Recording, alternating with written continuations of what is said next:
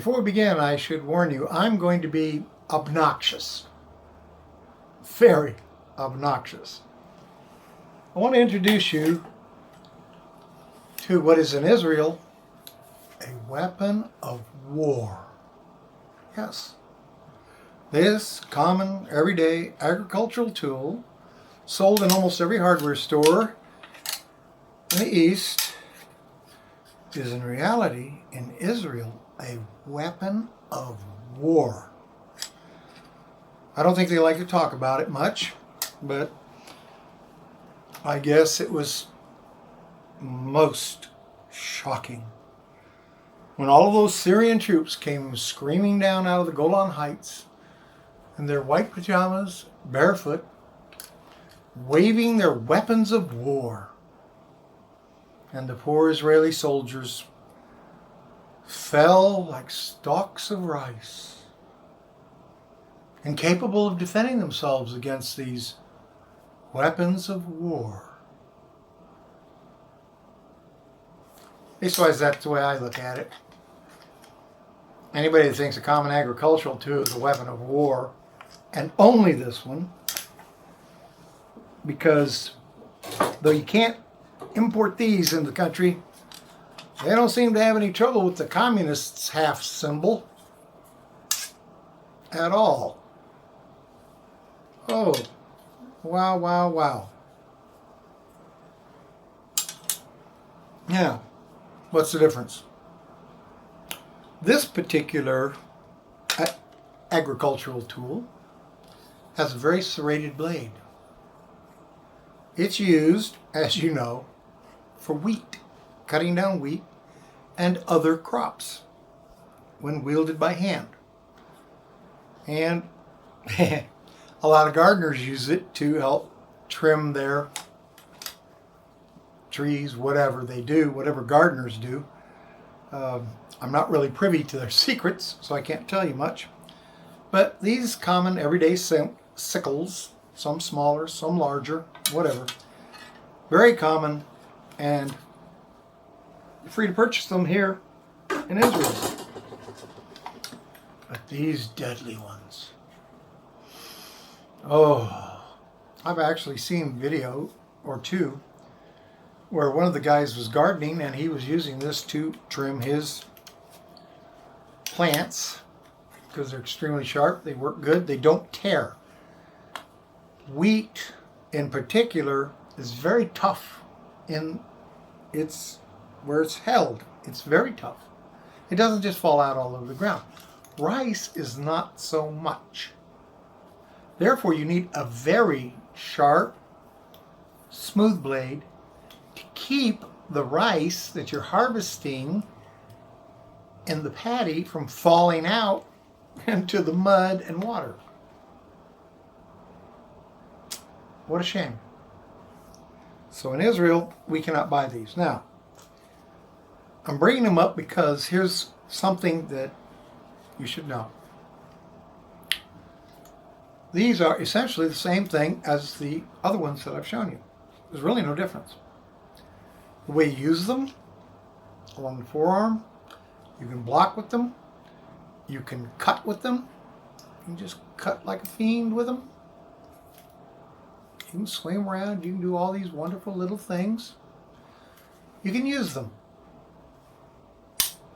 in agriculture, and you can also use them to defend yourself. I personally would prefer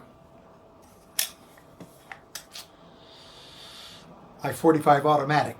Yeah, I prefer my .45 automatic with its, oh geez, I can't remember. I better check. 15, 16 rounds of ammunition. Sure beats the tar out of this. But these, well, my goodness. Oh, it's just like the other one. It's right down along here. I can move it around. I can cut with it, stick with it. I can do all kinds of things with it. I can catch. I can use it to block upward, prevent something from coming down, just like the other one. And truthfully, You can do all your katas with these.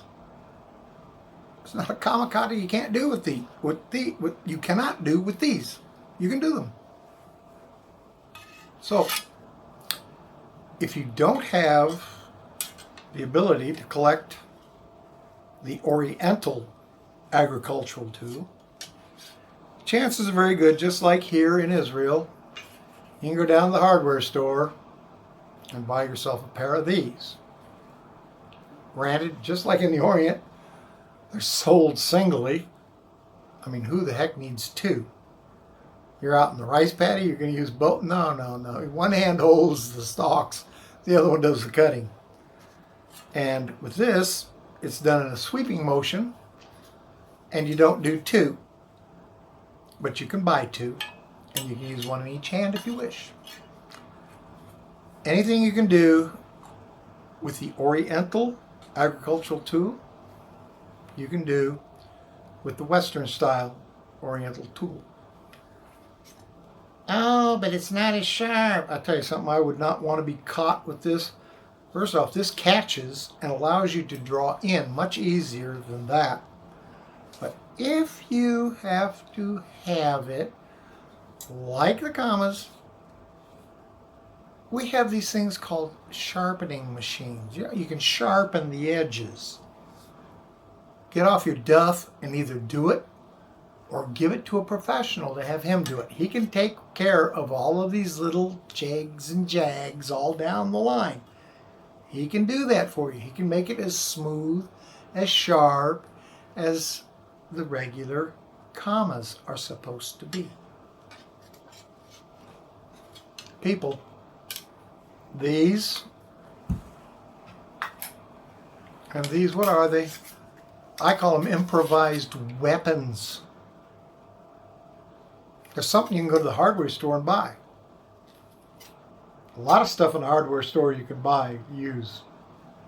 In fact, I actually had here in our local hardware store, I had the owner come up to me and look at me and say, "What is wrong with you?" When I was sitting there working out how to use them. Improvised. It's nothing special. It's nothing that you had in the past to, how should I say, work with. And with us, we don't allow you to go and do your forms, your weapons forms, with fake weapons. They have to be actually real. And I mean real, not dulled. Real, proper weight.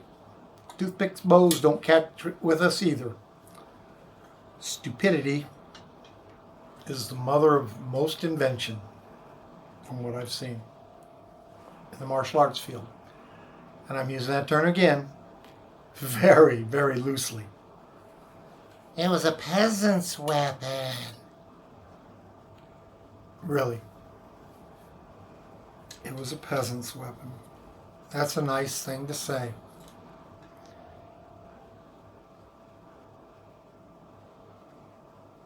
Keep training. Don't worry about things. As we like to say where I come from, adapt, adjust, and overcome. And I am not a jarhead. Definitely never will be or could be a swabby. I'm a semi-zoomy, but I don't think much of them. It's Army all the way. We're the ones. If you want to bounce balls off your nose and flap your flippers and go, you can always go to the SEALs. I love inter-service rivalries. Keep training. Enjoy your training. Train where you feel best. What you feel is best for you. What's best for me is not going to be best for you. Some of my students, they look at things And I do not mind if my students go learn other things. In fact, I encourage it. I believe you should be well-rounded. I try to be. But you need to make the decision what works for you. What are you trying to gain from your studies? Health, well-being, feel good, art. There's a lot. There's a lot of things. Basically 5 different fields. If you go to our website, you'll see what we're talking about. Till we meet again. Sayonara. Bye-bye.